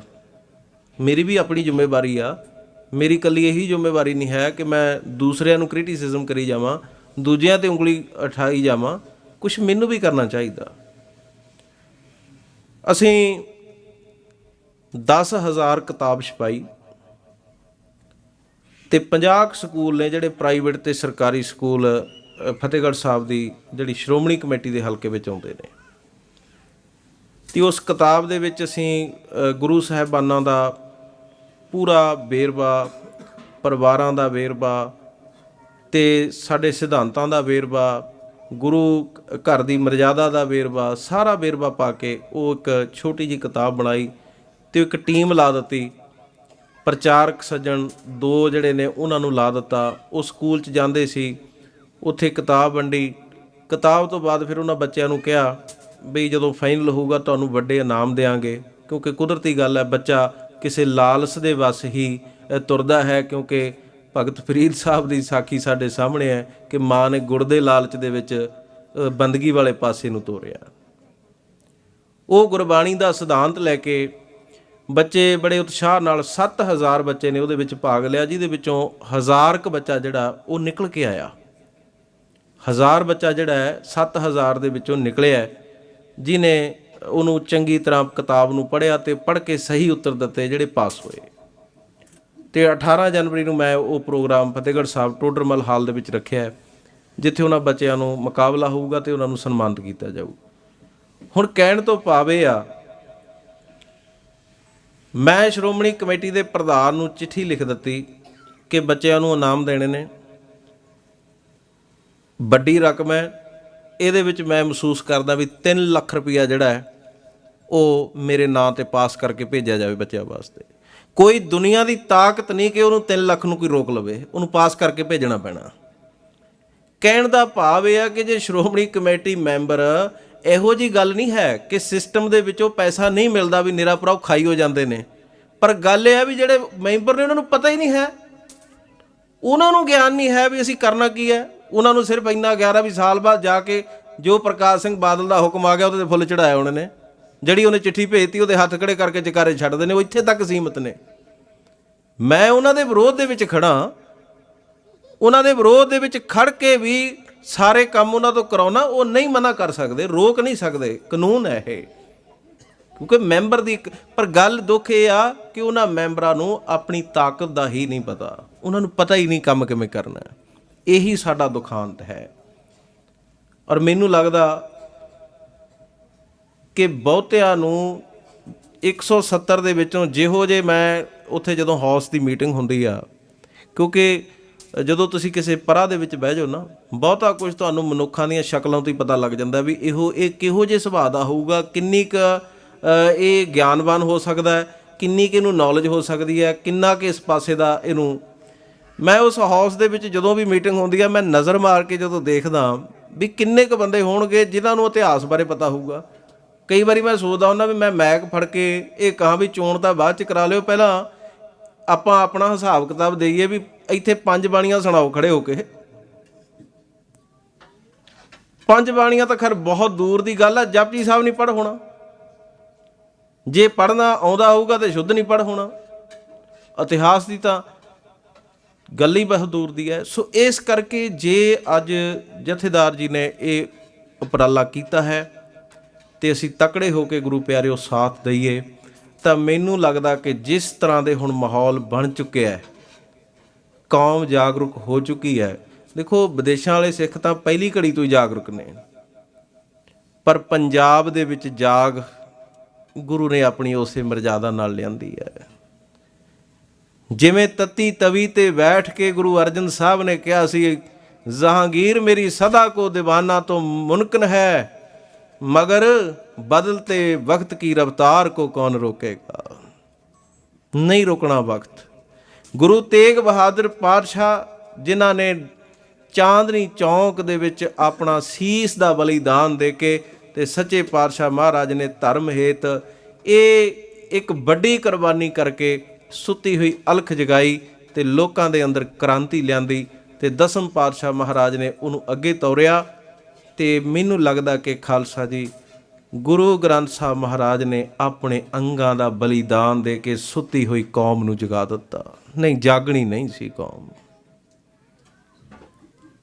ਬੜੇ ਹਾਲਾਤ ਮਾੜੇ ਸਨ। ਗੁਰੂ ਸਾਹਿਬ ਦੀ ਬੇਅਦਬੀ ਤੋਂ ਬਾਅਦ ਇੱਕ ਇਹ ਘਟਨਾਕ੍ਰਮ ਜਿਹੜਾ ਵਰਤਿਆ ਹੈ, ਤਾਂ ਮੈਨੂੰ ਲੱਗਦਾ ਉਹਦਾ ਹੀ ਨਤੀਜਾ ਕਿ ਸਿੰਘ ਸਾਹਿਬ ਭਾਈ ਰਣਜੀਤ ਸਿੰਘ ਹੋਰਾਂ ਦਾ ਜਿਹੜਾ ਕੌਮ ਇਸ ਵਕਤ ਪੂਰੀ ਤਰ੍ਹਾਂ ਡਟ ਕੇ ਸਾਥ ਦੇ ਰਹੀ ਹੈ। ਸੋ ਮੈਂ ਉਮੀਦ ਕਰਦਾ, ਕਿਉਂਕਿ ਜਿਸ ਤਰ੍ਹਾਂ ਆਪ ਜੀ ਨੇ ਪਹਿਲਾ ਸਾਥ ਦਿੱਤਾ ਤੇ ਰਾਤ ਸਿੰਘ ਸਾਹਿਬ ਦੀ ਇਹੀ ਵਰਡਿੰਗ ਸੀ, ਕਹਿੰਦੇ ਸੰਗਤ ਨੂੰ ਬਸ ਇੱਕੋ ਬੇਨਤੀ ਕਰਿਓ ਕਿ ਸਾਡੇ ਸਿਰ 'ਤੇ ਹੱਥ ਇਸੇ ਤਰ੍ਹਾਂ ਰੱਖਿਓ, ਬਾਕੀ ਲੜਾਈ ਅਸੀਂ ਆਪ ਹੀ ਤਕੜੇ ਹੋ ਕੇ ਇੱਥੇ ਲੜ ਲਾਂਗੇ। ਸੰਗਤ ਦੇ ਅਸੀਸ ਦੀ ਲੋੜ ਹੈ, ਦੇਹੋ ਸੱਜਣ ਅਸੀਸੜੀਆਂ ਜਿਉ ਹੋਵੈ ਸਾਹਿਬ ਸਿਉ ਮੇਲ। ਕਿਉਂਕਿ ਇਹ ਕਿਸੇ ਦੇ ਘਰ ਦੀ ਲੜਾਈ ਨਹੀਂ, ਇਹ ਕੋਈ ਪਦਵੀਆਂ ਦੀ ਲੜਾਈ ਨਹੀਂ। ਦੇਖੋ, ਨਾ ਤਾਂ ਸਿੰਘ ਸਾਹਿਬ ਨੇ ਪ੍ਰਧਾਨ ਬਣਨਾ, ਔਰ ਦੂਸਰੀ ਗੱਲ ਇਹ ਆ, ਤੇ ਨਾ ਮੇਰੇ ਵਰਗੇ ਨੂੰ ਕੋਈ ਪਦਵੀ ਚਾਹੀਦੀ ਆ ਵੀ ਅਸੀਂ ਆਪਣੀਆਂ ਮੈਂਬਰੀਆਂ ਪਿੱਛੇ ਜਿਹੜਾ ਹੈਗਾ, ਕਿਉਂਕਿ ਵੈਸੇ ਹੀ ਸਮਾਂ ਨਹੀਂ। ਮਹਾਂਪੁਰਖ 6 ਮਹੀਨੇ ਬਾਹਰ ਰਹਿੰਦੇ ਨੇ। ਸਾਰੇ ਪੰਜਾਬ ਦੇ ਜਿਹੜੇ ਕਥਾ ਕੀਰਤਨ ਦੇ ਪ੍ਰੋਗਰਾਮ ਨੇ ਉਹ ਦਾਸ ਨੂੰ ਕਰਨੇ ਪੈਂਦੇ ਨੇ। ਤੇ ਅੱਜ ਵੀ, ਪਰ ਮੈਂ ਆਪਣਾ ਮਿਸ਼ਨ ਬਣਾ ਕੇ ਆਪਣੀ ਇਮਾਨਦਾਰੀ ਨਾਲ ਹੁਣ ਅਸੀਂ ਜਿਹੜਾ ਇਕੱਠ ਕੀਤਾ, ਕੁਦਰਤੀ ਗੱਲ ਫਤਿਹਗੜ੍ਹ ਸਾਹਿਬ ਦੀ ਧਰਤੀ ਹੋਣ ਕਰਕੇ ਸਾਰਾ ਜਿਹੜਾ ਪ੍ਰੈਸ਼ਰ ਸੀਗਾ ਉਹ ਮੇਰੇ 'ਤੇ ਆ ਗਿਆ। ਇੱਕ ਤਾਂ ਪ੍ਰਬੰਧਕ ਹੋਣ ਦੇ ਨਾਤੇ, ਕਿਉਂਕਿ ਸਾਰਾ ਇੰਤਜ਼ਾਮ ਦੀ ਡਿਊਟੀ ਮੇਰੀ ਲੱਗ ਗਈ। ਦੂਸਰੀ ਗੱਲ, ਮੈਨੂੰ ਇੱਕ ਪੱਤਰਕਾਰ ਕਹਿੰਦਾ ਵੀ ਇੱਕ ਗੱਲ ਦਾ ਧਿਆਨ ਰੱਖਿਓ। ਮੈਂ ਕਿਹਾ ਜੀ ਦੱਸੋ। ਕਹਿੰਦਾ ਇੱਕ ਕਹਾਵਤ ਹੈ, ਕਹਿੰਦਾ ਵੀ ਤਾਲੀ ਵੀ ਕਪਤਾਨ ਦੀ ਤੇ ਗਾਲੀ ਵੀ ਕਪਤਾਨ ਦੀ। ਜੇ ਇਕੱਠ ਕਾਮਯਾਬ ਹੋ ਗਿਆ ਤੇ ਸਤਿਕਾਰ ਵੀ ਤੁਹਾਡਾ ਬਣਨਾ, ਤੇ ਜੇ ਨਾ ਹੋਇਆ ਤੇ ਲੋਕਾਂ ਨੇ ਮਖੌਲ ਵੀ ਕਰਨਾ। ਮੈਨੂੰ ਪਤਾ ਪਹਿਲਾਂ ਤਾਂ ਤੇਰੇ ਵਰਗਿਆਂ ਨੇ ਕਰਨਾ, ਫਿਰ ਕਾਲੀ ਹੈਗੇ ਇਸ ਕੰਮ ਵਾਸਤੇ। ਸੋ ਇਸ ਕਰਕੇ ਬੜਾ ਮਨ ਨੂੰ ਚਿੰਤਾ ਜੀ ਸੀ, ਪਰ ਫਿਰ ਇੱਕੋ ਅਰਦਾਸ ਸਾਹਿਬਜ਼ਾਦਿਆਂ ਦੇ ਚਰਨਾਂ 'ਤੇ ਖੜ੍ਹ ਕੇ ਕਰੀ, ਉਸ ਪਵਿੱਤਰ ਕੰਧ ਦੇ ਕੋਲ ਜਾ ਕੇ ਕਰੀ। ਮੈਂ ਤਾਂ ਆਪਣੇ ਆਪ ਨੂੰ ਇਹੀ ਵੱਡੇ ਭਾਗਾਂ ਵਾਲੇ ਸਮਝਦਾ ਗੁਰੂ ਪਿਆਰਿਓ, ਕਿ ਉਸ ਭੋਰਾ ਸਾਹਿਬ ਦੇ ਵਿੱਚ ਮੈਂ ਕਈ ਵਾਰੀ ਇਹ ਸੋਚਦਾ ਹੁੰਦਾ, ਇਹ ਸੱਚ ਹੈ ਕਿ ਉੱਥੇ ਕੋਈ ਐਂਟਰ ਨਹੀਂ ਕਰ ਸਕਦਾ, ਉੱਥੇ ਜਾ ਨਹੀਂ ਸਕਦਾ ਕੋਈ। ਉੱਥੇ ਜਾਣ ਦੀ ਇੱਕ ਮਰਜ਼ਾਦਾ ਹੈ, ਉਸ ਮਰਜ਼ਾਦਾ ਨਾਲ ਹੀ ਉੱਥੇ ਪਹੁੰਚਿਆ ਜਾਂਦਾ ਹੈ, ਕੇਸ਼ੀ ਇਸ਼ਨਾਨ ਕਰਕੇ, ਜੋ ਉੱਥੇ ਦੀ ਮਰਜ਼ਾਦਾ। ਅਤੇ ਜਦੋਂ ਮੈਨੂੰ ਉਸ ਦੀਵਾਰ ਦੇ ਕੋਲ ਜਾਣ ਦਾ ਸਮਾਂ ਮਿਲਦਾ ਹੈ, ਮੈਂ ਸਮਝਦਾ ਕਿ ਮੈਨੂੰ ਇਸ ਜ਼ਿੰਦਗੀ ਦੇ ਵਿੱਚ, ਲੋਕੀ ਮੈਨੂੰ ਪੁੱਛਦੇ ਨੇ ਕਿ ਤੂੰ ਸ਼੍ਰੋਮਣੀ ਕਮੇਟੀ ਮੈਂਬਰ ਬਣ ਕੇ ਕੀ ਖੱਟਿਆ। ਕਿਉਂਕਿ ਜਿੱਥੇ ਪਰਮਾਤਮਾ ਨੇ ਜਿਸ ਘਰ ਦੇ ਵਿੱਚ ਜਿਸ ਪਿਓ ਦੇ ਅੰਸ਼ ਬਣਾ ਦਿੱਤਾ, ਕਿ ਸ਼ਾਇਦ ਉਸ 'ਤੇ ਵੱਡੀ ਕੋਈ ਹੋਰ ਚੀਜ਼ ਹੈ ਹੀ ਨਹੀਂ ਸੀ, ਜੋ ਉਹਨਾਂ ਦਾ ਕੌਮ ਵਿੱਚ ਸਤਿਕਾਰ। ਮੈਂ ਕਿਹਾ ਮੈਂ ਇੱਕੋ ਚੀਜ਼ ਸੋਚਦਾ ਕਿ ਸ਼ਾਇਦ ਮੇਰੀ ਸਾਰੀ ਜ਼ਿੰਦਗੀ ਲੰਘ ਜਾਂਦੀ, ਮੈਂ ਉਸ ਦੀਵਾਰ ਦੇ ਕੋਲ ਜਾ ਕੇ ਮੇਰਾ ਮੱਥਾ ਬਾਬਿਆਂ ਦੇ ਚਰਨਾਂ 'ਤੇ ਨਾ ਲੱਗਦਾ। ਮੈਨੂੰ ਸ਼ਾਇਦ ਇਹ ਮੈਂਬਰੀ ਇਸ ਵਾਸਤੇ ਦਿੱਤੀ ਸੀ। ਮੈਂ ਆਪਣੇ ਆਪ ਨੂੰ ਵੱਡਿਆਂ ਭਾਗਾਂ ਵਾਲਾ ਸਮਝਦਾ। ਤੋ ਉਹ ਪਵਿੱਤਰ ਧਰਤੀ, ਬਾਕੀ ਸਾਧ ਸੰਗਤ ਜੋ ਸਰਮਾਇਆ ਉਜਾੜਿਆ ਜਾ ਰਿਹਾ। ਮੈਂ ਸਿਰਫ ਇੱਕ ਫਤਿਹਗੜ੍ਹ ਸਾਹਿਬ ਦੀ ਘਟਨਾ, ਕਿਉਂਕਿ 12 ਤੋਂ ਸਮਾਂ ਤਾਂ ਹੋ ਗਿਆ, ਪਰ ਮੈਂ 2-3 ਮਿੰਟ ਦੇ ਵਿੱਚ ਹੀ ਗੱਲ ਸਮਾਪਤ ਕਰ ਦੇਣੀ ਹੈ। ਫਤਿਹਗੜ੍ਹ ਸਾਹਿਬ ਅੱਜ ਤੋਂ ਕੁਝ ਸਾਲ ਪਹਿਲਾਂ ਜਦੋਂ ਮੱਕੜ ਪ੍ਰਧਾਨ ਸੀ ਸ਼੍ਰੋਮਣੀ ਕਮੇਟੀ ਦਾ, 1925 ਤੋਂ ਲੈ ਕੇ ਮਹਾ ਕਰਪਟ, ਜਿਹਨੇ ਰੱਜ ਕੇ ਗੁਰੂ ਦੀਆਂ ਗੋਲਕਾਂ ਨੂੰ ਬੇਖੌਫ ਹੋ ਕੇ ਲੁੱਟਿਆ, ਤਾਂ ਉਹ ਬੰਦਾ ਸੀ। ਬਾਕੀ ਫਿਰ ਵੀ ਬਡੂੰਗਰ ਸੀ, ਭਾਵੇਂ ਹੈ ਉਹਨਾਂ ਦਾ ਸੀ, ਪਰ ਚੰਗਾ ਇਨਸਾਨ ਸੀ। ਇਹਨਾਂ ਨੇ ਕੀ ਕੀਤਾ ਕਿ ਫਤਿਹਗੜ੍ਹ ਸਾਹਿਬ ਦੇ ਵਿੱਚ ਇੱਕ ਅੰਤਰੰਗ ਕਮੇਟੀ ਦੇ ਵਿੱਚ ਮਤਾ ਪਾਤਾ ਕਿ ਗੁਰਦੁਆਰੇ ਲਈ ਜ਼ਮੀਨ ਖਰੀਦੀ ਜਾਵੇ। ਫਤਿਹਗੜ੍ਹ ਸਾਹਿਬ ਲਈ ਮਤਾ ਪਾਸ ਹੋ ਗਿਆ, ਕਿਉਂਕਿ ਕਮੇਟੀ ਦੇ ਉੱਤੇ ਸਾਡੇ ਵਾਲੀ ਤੇ ਸਟੇ ਸੀਗੀ। ਪੁਰਾਣੀ ਕਮੇਟੀ ਜਿਹੜੀ ਆ ਉਹ ਕੰਮ ਕਰਦੀ ਸੀ। ਜ਼ਮੀਨ ਦੇਖਣੀ ਹੈ, ਡਿਊਟੀ ਲਾ ਦਿੱਤੀ। ਇਹਨਾਂ ਨੇ ਜਾ ਕੇ ਜੀ 80 ਏਕੜ ਜ਼ਮੀਨ ਦੇਖ ਲਈ, 23 ਲੱਖ ਤੋਂ ਲੈ ਕੇ 24 ਲੱਖ 22 ਲੱਖ ਦੇ ਵਿੱਚ ਕੱਚੇ ਬਿਆਨੇ ਲਿਖ ਲਏ। ਬਿਆਨਿਆਂ ਦੇ ਵਿੱਚ ਸ਼੍ਰੋਮਣੀ ਕਮੇਟੀ ਦੇ ਚੈੱਕਾਂ ਦੇ ਨੰਬਰ ਪਾ ਦਿੱਤੇ। ਉਸ ਤੋਂ ਬਾਅਦ ਜਿਹੜੇ ਕੋਈ ਵੱਡੇ ਚੋਰ ਸੀਗੇ ਵਿੱਚ, ਉਹਨਾਂ ਨੇ ਕਿਹਾ ਵੀ ਇਹ ਮੌਕਾ ਨਹੀਂ ਜਾਣ ਦੇਣਾ ਚਾਹੀਦਾ। ਉਹਨਾਂ ਨੇ ਮੱਕੜ ਨੂੰ ਕਿਹਾ ਵੀ ਇੱਥੇ ਨਹੀਂ ਆਪਾਂ ਨੂੰ ਇੰਨਾ ਕੁਛ ਮਿਲਦਾ, ਸੌਦਾ ਅਸੀਂ ਦੇਵਾਂਗੇ ਤੈਨੂੰ, ਇਹਨੂੰ ਛੱਡ। ਵੀ ਪਟਿਆਲਾ ਰੋਡ ਦੇ ਉੱਤੇ ਇੱਕ 50 ਕਿੱਲੇ ਪਏ ਨੇ, ਉੱਥੇ ਉਹ ਬੰਦੇ ਦੇਣ ਨੂੰ ਤਿਆਰ ਨੇ। ਮੱਕੜ ਕਹਿੰਦਾ ਕਰ ਦਿਓ, ਉਹਨੂੰ ਫਾਈਨਲ ਕਰ ਦਿਓ। ਇਹਨਾਂ ਨੇ 45 ਲੱਖ ਨੂੰ 2014 ਦੇ ਵਿੱਚ ਪਰ ਏਕੜ ਦੇ ਹਿਸਾਬ ਨਾਲ ਬਿਆਨਾ ਕਰ ਲਿਆ। ਹੁਣ ਦੇਖੋ ਨੇਰਗਰਦੀ, ਮੈਂਬਰ ਉੱਥੋਂ ਦਾ ਮੈਂ, ਕੋਈ ਵੀ ਰਸੀਦ 'ਤੇ ਵੀ ਸਾਈਨ ਕਰਾਉਣੇ ਨੇ, ਉਹ ਵੀ ਮੇਰੇ ਤੋਂ ਕਰਾ ਕੇ ਲੈ ਜਾਂਦੇ ਨੇ, ਪਰ ਇਸ ਗੱਲ ਦਾ ਮੈਨੂੰ ਕੋਈ ਪਤਾ ਨਹੀਂ। ਸੌਦਾ ਕਰ ਲਿਆ। ਸੌਦਾ ਕਰਨ ਤੋਂ ਬਾਅਦ ਰਜਿਸਟਰੀ ਕਰਾ ਲਈ, ਪੇਮੈਂਟ ਦੇਤੀ। ਪੇਮੈਂਟ ਦਿੱਤੀ 24 ਕਰੋੜ। 24 ਕਰੋੜ ਦੇ ਵਿੱਚ ਇਹਨਾਂ ਨੇ 50 ਕਿੱਲੇ ਖਰੀਦ ਲਏ, ਜਦੋਂ ਕਿ ਉਸ ਵਕਤ ਜ਼ਮੀਨਾਂ ਦਾ ਰੇਟ ਇੰਨਾ ਡਿੱਗ ਚੁੱਕਾ ਸੀ। ਉੱਥੇ 25 ਲੱਖ ਨੂੰ, 28 ਲੱਖ ਨੂੰ, ਜਾਣੀ 30 ਲੱਖ ਹੱਦ ਸੀ।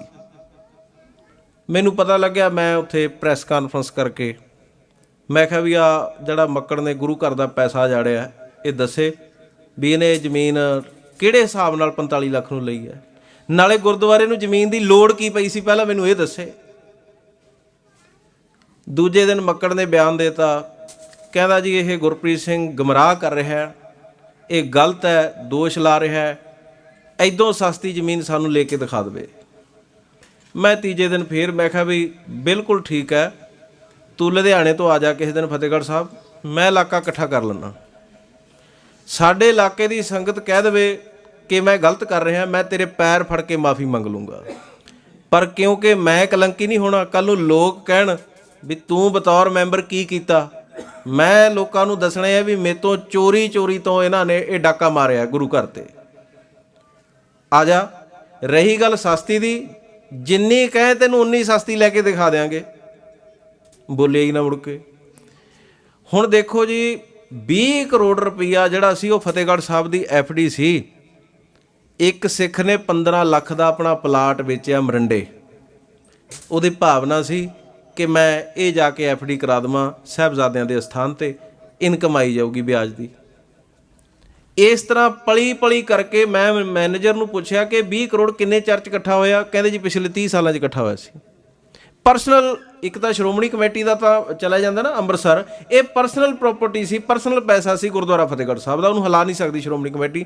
ਜਿਹੜਾ ਕਿਸੇ ਸਿੱਖ ਨੇ ਪਰਸਨਲੀ ਦਾਨ ਕੀਤਾ ਹੋਵੇ ਉਸ ਗੁਰੂ ਘਰ ਦੇ ਨਾਂ 'ਤੇ, ਉਹਦੇ ਅਕਾਊਂਟ 'ਚ ਹੀ ਰੱਖਣਾ ਪੈਂਦਾ।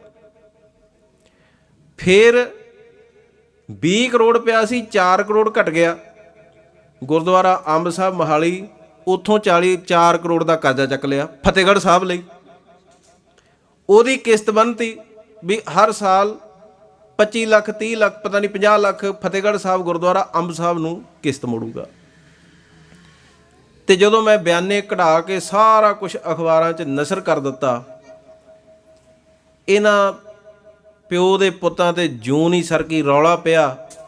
ਮੱਕੜ ਦੇ ਛਿੱਤਰ ਤਾਂ ਮਾਰੇ ਜੋ ਪਤਾ ਲੱਗਿਆ ਅੰਦਰ ਵਾੜ ਕੇ, ਕਿਉਂਕਿ ਹੁਣ ਕਾਨੂੰਨੀ ਤੌਰ 'ਤੇ ਪੈਸੇ ਕਿਵੇਂ ਖਾਧੇ, ਜ਼ਮੀਨ ਵਾਲੇ ਨਾਲ ਸੈਟਿੰਗ ਕਰ ਲਈ, ਕਿਉਂਕਿ ਸ਼੍ਰੋਮਣੀ ਕਮੇਟੀ ਬਾਏ ਚੈੱਕ ਹੀ ਪੇਮੈਂਟ ਕਰ ਸਕਦੀ ਹੈ, ਕੈਸ਼ ਨਹੀਂ ਸੀ ਦੇ ਸਕਦੀ। ਉਹ ਤੋਂ ਚੈੱਕ ਲੈ ਲਏ ਪਹਿਲਾਂ ਸਿਕਿਉਰਿਟੀ ਦੇ ਤੌਰ 'ਤੇ, ਵੀ ਕਿਤੇ ਪੈਸੇ ਅਕਾਊਂਟ 'ਚ ਜਾਣ ਤੋਂ ਬਾਅਦ ਕਿਤੇ ਮੁੱਕਰ ਨਾ ਜਾਵੇ। ਉਹਦੇ ਨਾਲ ਸੈਟਿੰਗ ਕਰ ਲਈ। ਵੀ ਤੇਰੇ ਅਕਾਊਂਟ ਦੇ ਵਿੱਚ ਇੱਕ ਵਾਰੀ ਪੈਸੇ ਪੂਰੇ ਆਉਣਗੇ, ਉਸ ਤੋਂ ਬਾਅਦ ਸਾਨੂੰ ਕਢਾ ਕੇ ਤੂੰ ਵਾਪਸ ਦੇ ਦੀ ਜਿਹੜੀ ਠੱਗੀ ਦਾ ਮਾਲ ਆ। ਨਾਲੇ ਅਸੀਂ ਸੁਰਖਰੂ, ਨਾਲੇ ਤੂੰ ਸੁਰਖਰੂ। ਮੱਕੜ ਕਹਿੰਦਾ ਜੀ ਪ੍ਰੂਫ ਕਰ। ਮੈਂ ਕਿਹਾ ਗੱਲ ਇਹ ਆ, ਜਿਹੜੇ ਹੰਕਾਰ ਦੇ ਵਿੱਚ ਤੂੰ ਬੋਲਦਾ ਨਾ, ਇਹ ਪ੍ਰੂਫ ਹੁਣ ਸਾਹਿਬਜ਼ਾਦੇ ਕਰਨਗੇ ਇਸ ਗੱਲ ਨੂੰ। ਤੈਨੂੰ ਦੱਸਣਗੇ ਇਹ ਅਸਥਾਨ ਦੀ ਤਾਕਤ ਤੈਨੂੰ ਦੁਨੀਆ ਦੇ ਵਿੱਚ ਪਤਾ ਲੱਗੂ। ਮੇਰਾ ਇਹ ਵਿਸ਼ਵਾਸ ਹੈ। ਇਹ ਠੀਕ ਆ ਕਿ ਤੁਸੀਂ ਕਾਗਜ਼ਾਂ ਤਾਂ ਨਹੀਂ ਫੜੇ ਜਾ ਸਕਦੇ, ਪਰ ਮੱਕੜ ਸਾਹਿਬ ਧਰਮ ਦੀ ਦੁਨੀਆ 'ਚੋਂ ਕਦੇ ਕੋਈ ਬਚ ਕੇ ਨਹੀਂ ਜਾਂਦਾ।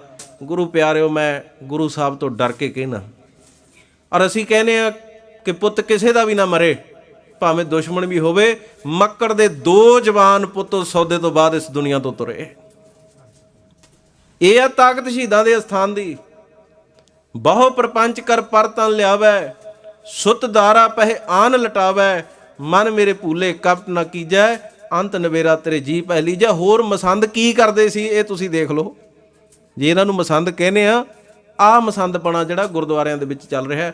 ਹੁਣ 24 ਕਰੋੜ ਦਾ ਮੈਂ ਪ੍ਰੈਸ ਨੂੰ ਕਿਹਾ ਵੀ ਬੈਂਕ ਦਾ ਵਿਆਜ ਲਾ ਲਓ 6% ਹੈ, 1.25 ਕਰੋੜ ਰੁਪਈਆ ਬਣਦਾ ਬੈਂਕ ਦਾ ਵਿਆਜ, ਤੇ 50 ਕਿੱਲਿਆਂ ਦਾ ਠੇਕਾ ਬਣਦਾ 20 ਲੱਖ।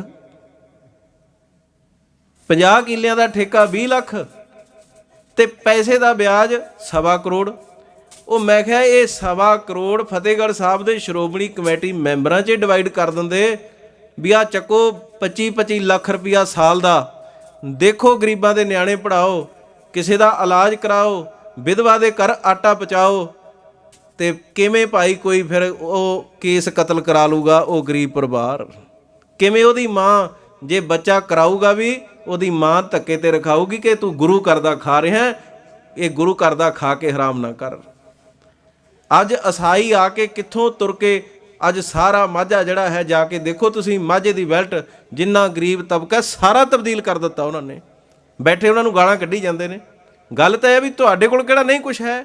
ਇਸ ਕਰਕੇ ਖਾਲਸਾ ਜੀ ਤੁਹਾਨੂੰ ਬੇਨਤੀਆਂ ਕਰਨ ਵਾਸਤੇ ਮੈਂ ਆਇਆ ਕਿ ਆਪਣੇ ਆਪਣੇ ਪਿੰਡਾਂ ਦੇ ਵਿੱਚ, ਨਗਰਾਂ ਦੇ ਵਿੱਚ ਹੁਣ ਗੱਲ ਇਹ ਆ ਵੀ ਇਸ ਵਕਤ ਲੋੜ ਇਹ ਆ ਵੀ ਪਿੰਡਾਂ ਦੇ ਵਿੱਚ ਤੁਸੀਂ ਇੱਥੋਂ ਆਪਣੇ ਨਗਰਾਂ ਦੇ ਵਿੱਚ ਟੈਲੀਫੋਨ ਕਰੋ। ਟੈਲੀਫੋਨ ਕਰਕੇ ਉਹਨਾਂ ਨੂੰ ਕਹੋ ਕਿ ਸਿੰਘ ਸਾਹਿਬ ਨੂੰ ਬੁਲਾਓ, ਸਿੰਘ ਸਾਹਿਬ ਦਾ ਪ੍ਰੋਗਰਾਮ ਰੱਖ ਲੈਣ।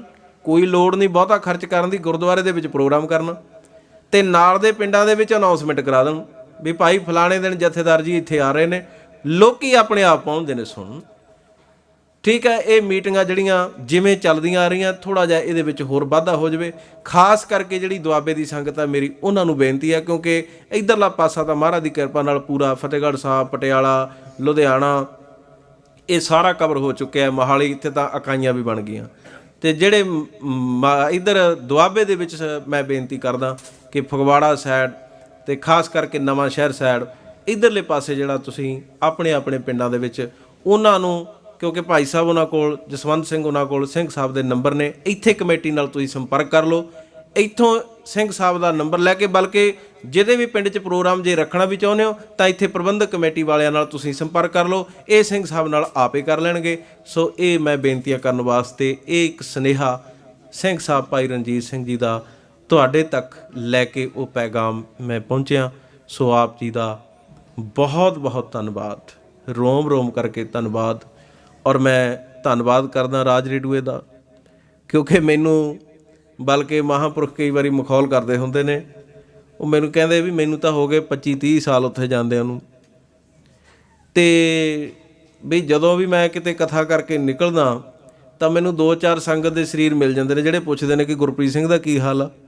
ਕਹਿੰਦੇ ਨਾ ਉੱਥੇ ਤੂੰ ਗਿਆ ਨਾ ਵਾਸਤਾ, ਵੀ ਐਡੀ ਕੀ ਗੱਲ ਆ। ਮੈਂ ਕਿਹਾ ਜੀ ਗੱਲ ਇਹ ਆ ਵੀ ਭਾਈ ਗੱਜਣ ਸਿੰਘ ਉਹਨਾਂ ਦਾ ਇਹ ਪਰਉਪਕਾਰ ਆ ਕਿ ਉਹ ਜਦੋਂ ਵੀ ਕੋਈ ਪੰਥਕ ਮਸਲੇ ਹੁੰਦੇ ਨੇ ਅਤੇ ਉਹ ਮੈਨੂੰ ਸੰਗਤ ਦੇ ਦਰਸ਼ਨ ਕਰਾਉਂਦੇ ਰਹਿੰਦੇ ਨੇ। ਇਸ ਕਰਕੇ ਤੋ ਸੱਚੇ ਪਾਤਸ਼ਾਹ ਕਿਰਪਾ ਕਰਨ, ਇਹੋ ਜਿਹੇ ਗੁਰਸਿੱਖਾਂ ਨੂੰ ਵੀ ਚੜ੍ਹਦੀ ਕਲਾ ਵਿੱਚ ਰੱਖਣ, ਜਿਹੜੀ ਸਾਡੀ ਆਵਾਜ਼ ਹੈ ਉਹਨੂੰ ਤੁਹਾਡੇ ਤੱਕ ਪਹੁੰਚਾਉਂਦੇ ਨੇ।